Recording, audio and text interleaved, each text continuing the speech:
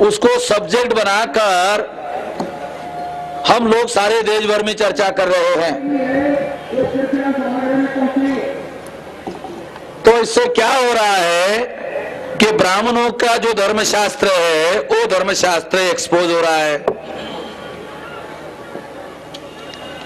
जिन ब्राह्मणों ने SC ST OBC के लोगों को हिंदू बनाकर गुमराह किया, उन लोगों के सामने धर्मशास्त्रों के उदाहरण और श्लोक लेकर जब हम चर्चा करते हैं तो ब्राह्मणों का सारा धार्मिक षड्यंत्र एक्सपोज होता है। अब चूंकि धर्मशास्त्रों में वो बात लिखी हुई है, इसलिए ब्राह्मणों के सामने एक संकट है कि उसको वे इनकार नहीं कर सकते, क्योंकि वो दस्तावेजी सबूत है। ये दस्तावेज हमारा नहीं है, स्वयं ब्राह्मणों का है। अगर ब्राह्मणों का दस्तावेज है, स्वयं ब्राह्मणों का दस्तावेज होने की वजह से उन दस्तावेजों को इनकार करना संभव नहीं है। जब वो इनकार नहीं करते और नहीं कर सकते तो क्या होता है, तो उनको बहुत मुश्किलों का सामना करना पड़ता है। क्योंकि लोग जब SC ST OBC के लोग जब उनको सवाल पूछते हैं तो उनके पास जवाब नहीं होता। जैसे एक बार हमने यह अभियान चलाया था, ढोल गवार शूद्र पशु नारी सब है ताड़न के अधिकारी। तो बताते हैं कि ढोल गवार शूद्र पशु नारी सब है ताड़न के अधिकारी।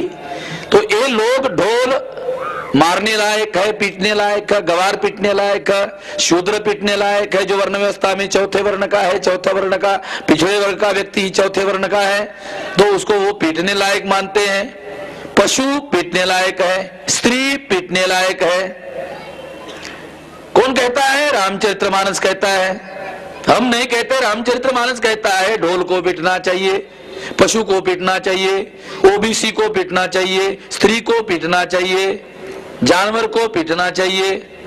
ये वो कहते हैं, ये लिखा हुआ है। तो ऐसा ही सुनकर विश्व हिंदू परिषद के एक व्यक्ति को एक बैकवर्ड क्लासेस ने सवाल पूछा, भाई तुम्हारे धर्मशास्त्र में अगर ऐसा लिखा हुआ है तो हम तुम्हारे धर्मशास्त्र को धर्म को क्यों माने, बताइए।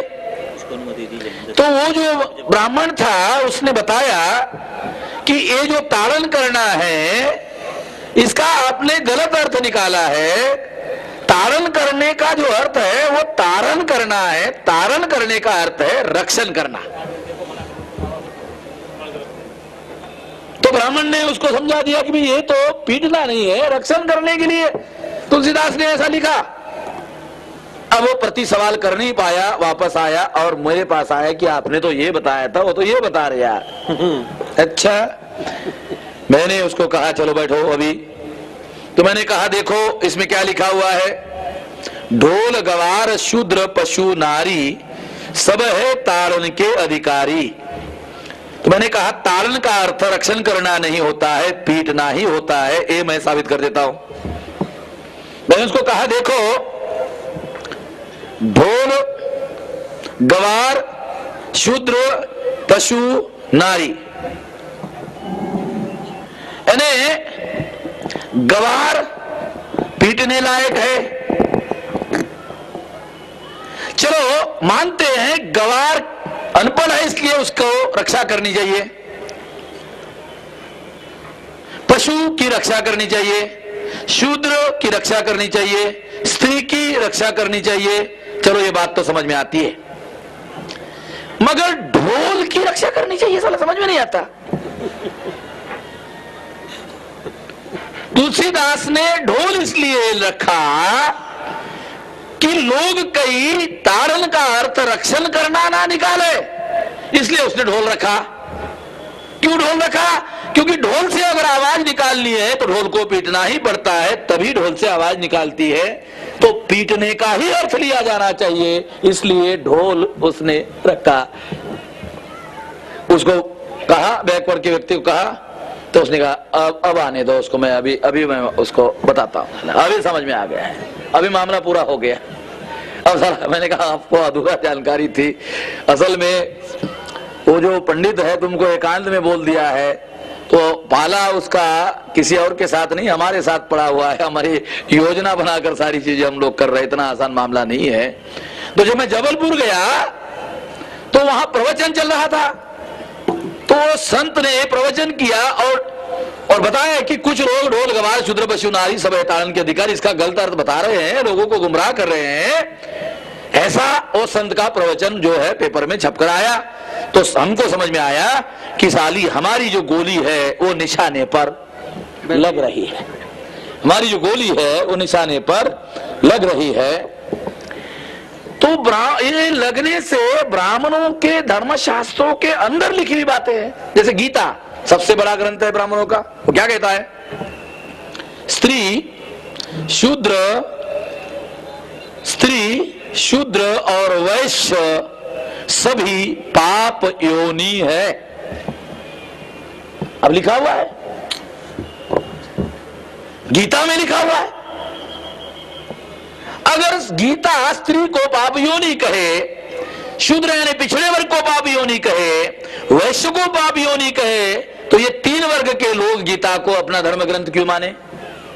बड़ा संकट मामला है और भयानक मामला है।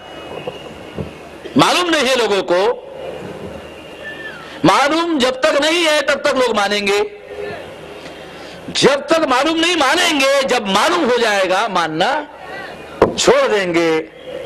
तो हमने अभियान चलाया कि लोगों को जानकार बनाया जाए।